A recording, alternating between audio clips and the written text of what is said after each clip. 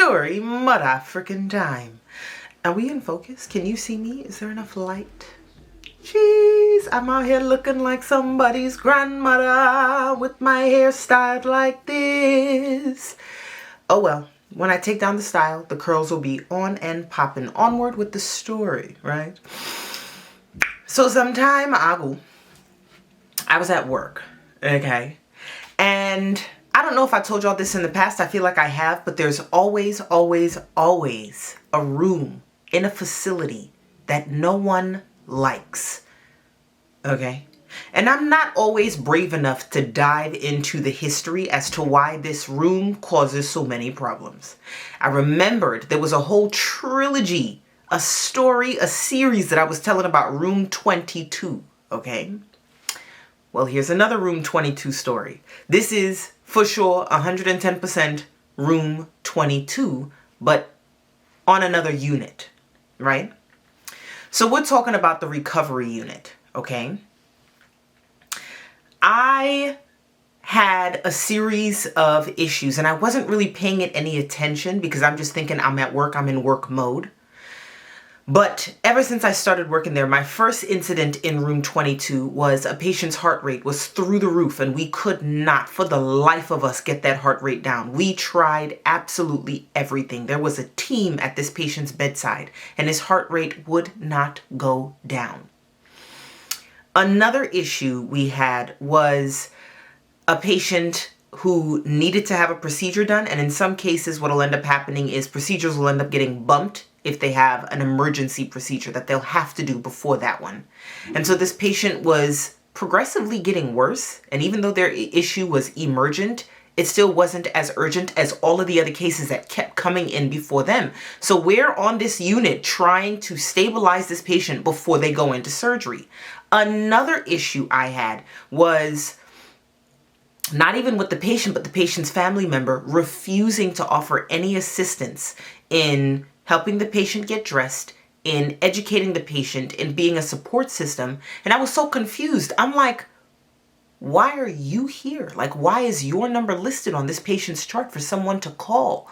We are talking to you because we need to know that somebody's going to remember these instructions. This patient's not going to remember anything. There's too much anesthesia, too many drugs in their system. That's why it's protocol to have someone come to the bedside and listen to the discharge instructions. It was just one thing after the other. And I wasn't paying attention to the fact that it was room 22 that all of these things were happening in. Man. So, gosh, I go to work and I see one of my patients, or excuse me, one of my coworkers go over to room 22 and close the curtain completely. And I was like, oh, is there a patient coming back? Because a lot of times when you pre-op, when you prep a patient in that room, you close the curtain because that same patient is going to come back from surgery and be recovered from the surgery in that same room. And she was like, no, we're just not using that room. I was like, why? And she was like, because way too many strange things happen in that room. Way too many strange things. And then it dawned on me, all of the uncomfortable things that took place while I was working there was only in room 22. And I was so disappointed in myself that I didn't pick up on it. And I was telling her this and she was like, that is the whole thing with room 22. No one ever realizes that they are being bullied by room 22 until someone else points it out. So they never make a conscious effort to avoid that room until someone else says, stay away from room 22. It's almost like whatever's going on with that room, it blinds you so that you can continue going to that room, so that you can continue being tortured by the powers of that room. I said, that is the strangest thing I've heard. And I've heard a lot of strange things. Y'all know I've heard a lot of strange things. I've shared all of those strange things with y'all. But that truly baffled me. Because to me, when I think of any spiritual anything, I think of something undone, something unfinished, something not quite complete within the spiritual realm. So they're lingering. And it's almost like an inevitable, what's the right thing to say? An inevitable effect. You know, anyone that comes into contact with whatever area or room or space that is maintaining some sort of powerful entity. You know, they just experience the agony or the pain or whatever is left behind or whatever has been undone. You know, it's kind of inevitable, but not intentional. I hope that makes sense. I feel like I just pulled that from thin air or the crack of my ass, either one. But what she was telling me was that this was intentional. Whatever is in there, it is intending to cause discomfort, and it is intending to prevent you from acknowledging that it's causing the discomfort so that it can continue to cause it. And so it is now our job to spread the word. Tell people don't use that room. I was like, I don't know how that's going to work. I don't know how we're going to be able to do that because we have to see patients. And what happens when the recovery room is full and room 22 is the only room that's left? Anywho, fast forward, we're continuing the conversation and another coworker comes up and she shares an experience with us. And I was like, ooh, I don't know if I'm ready for another spooky experience. I hear enough. I dealt with enough. You know, when you can avoid it, you avoid it. And for whatever reason, I feel like these experiences, they come find me. They're like, oh, there's Ashley. There she is. Let's bestow it onto her. Lord have mercy. So anyways, she was sharing with us that she had worked in a surgery center. And there are periods of time where the surgery center will have 23-hour holds, meaning there will be a patient that will have to stay overnight and they will be there for 23 hours for observation. It is a protocol for certain procedures, or some surgeons just want them to be monitored for 23 hours. And it has to be 23 hours because the insurance isn't going to cover if they stay beyond 23 hours. Anyways, so she was working. She stayed. She was one of the people that volunteered to stay overnight. And I know exactly what she's talking about because this has also happened with me with some of the surgery centers that I have worked at. Plenty of places do 23-hour holds. So she was saying that she had volunteered to be one of the nurses that stayed overnight. It was only going to be 2 of them, 2 nurses and 1 medical assistant. And there was a patient who was asleep. And it was a small surgery center. So let's say that this patient was in room 6 or 7. And again, everything in these recovery units, they're all covered by curtains. There is no true, sincere privacy. So she said that her and the other nurse and the MA, they were kind of in their own little corner. You know, occasionally they'd get up and do a few things throughout the night just to stay up and make sure that everything, all of the tasks are done by the morning. They didn't want to knock it all out at one time, you know, because when you're working overnight, you need to find something to do. Otherwise, you are knocked out. And if you're like me, once you fall asleep, it is really hard to get up. Anyways, so they had a routine. Each of them had developed their own routine. They check in with one another, but ultimately they were in their own little corner. Somebody was on their phone, somebody was watching a movie, and they check in with the patient every now and then. And so let's say maybe about 3 o'clock in the morning, they heard the patient speaking. They didn't think about it. They didn't really look into it. They're like, she's probably just on the phone checking in with family. But at one point they heard, no, I understand. I understand. I know what I have to do. I'll do it soon. I just don't want to alarm anyone. So each of them heard it because even though they were in their own little respective corners, it's a small surgery center. So each corner isn't far from one another and nobody wants to be that far away from the patient. You know what I'm saying? 3 of y'all are there, 1 patient, something happens to the patient, nobody knows. Bad look for everybody. So they all share a look with one another. And of course, each of them are like, let's not dig into this too much, okay? But then what she was telling us as she was sharing this experience with us, she was like, they all sort of moved in a little closer to one another. It was just an understood thing, like, something ain't right. Maybe it's just us. If it is just us, it's weird that all 3 of us are feeling a little strange about it. So then they hear her say, again, maybe about 45 minutes later, I understand. I'll do it soon. I'll do it soon. I know I made a promise. I'll take care of it. It's just, I don't want to alarm them. There's only 3 of them.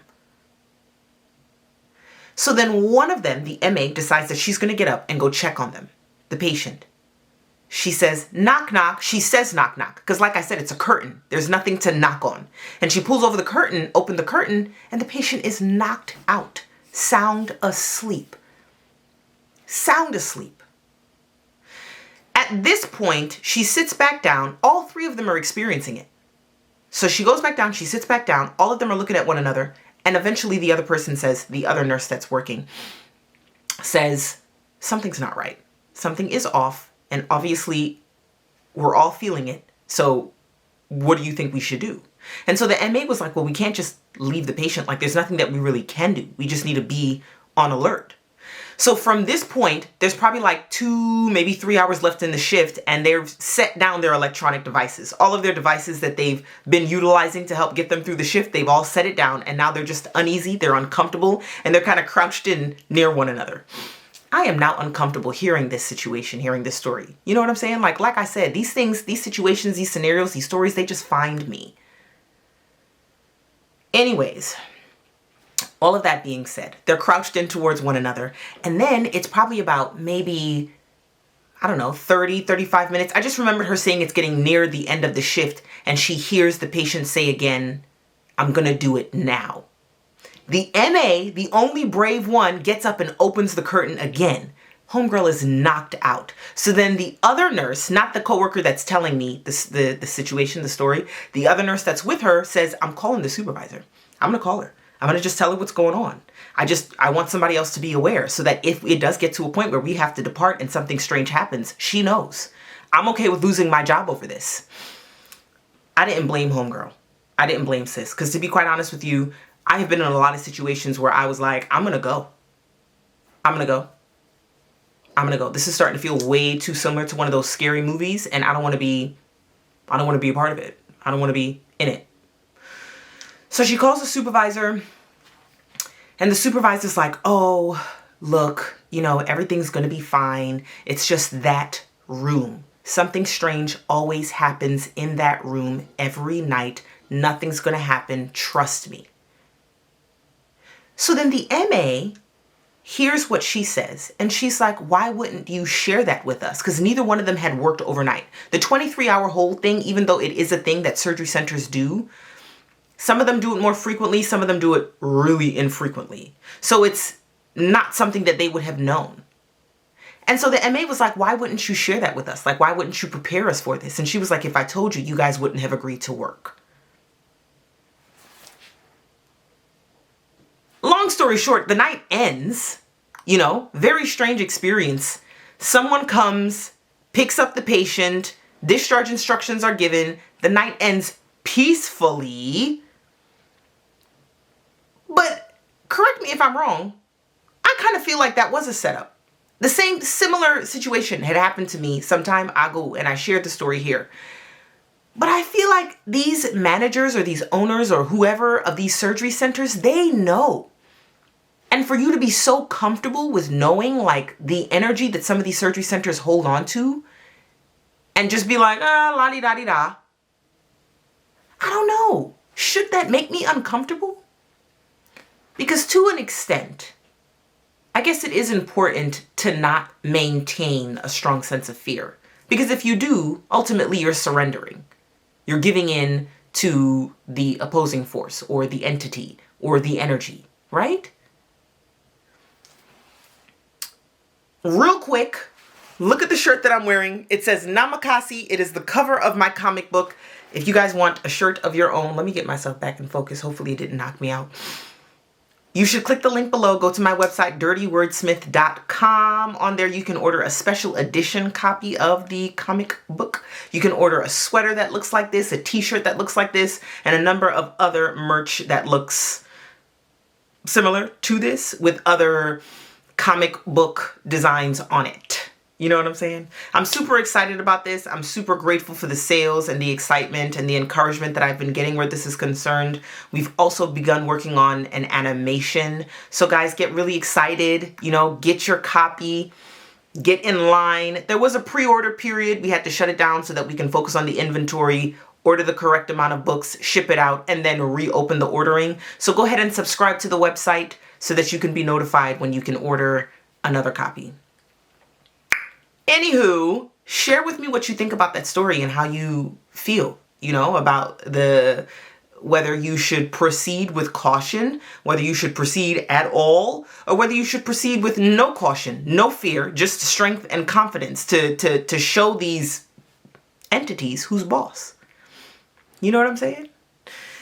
Anyways, y'all, support your girl. I've got a lot going on. I know that it's been forever since I have posted a Zyla episode. I'm going to start posting. The new year is coming, and I'm going to get back on my shiggity shit chat. I'm going to post to my Patreon and catch up on Shadow of a Doubt and Epstein Street. I promise I'm going to start working on these stories so that I can stay consistent. But in all transparency, this is a completely separate side note. There has been a great deal of overwhelm, where I'd sort of dive headfirst into a project, Namakasi, the comic book, and I'd put so much of myself into it. I would overexert myself, overstimulate myself, and then I'd get burnt out, and I would feel like I'd have to step away from all of my other projects for extended amounts of time to rebuild that energy. It takes so much out of me, and I'm just being completely transparent. Despite how passionate I am about this, it still takes a lot. So I just want y'all to know I have not abandoned any of my other projects. I will never abandon those projects. I just needed to get my shiggity shit chat in alignment. And we're getting there. The new year is a fresh start, and I appreciate y'all sticking it out with me. Stay tuned. Happy New Year. Merry Christmas.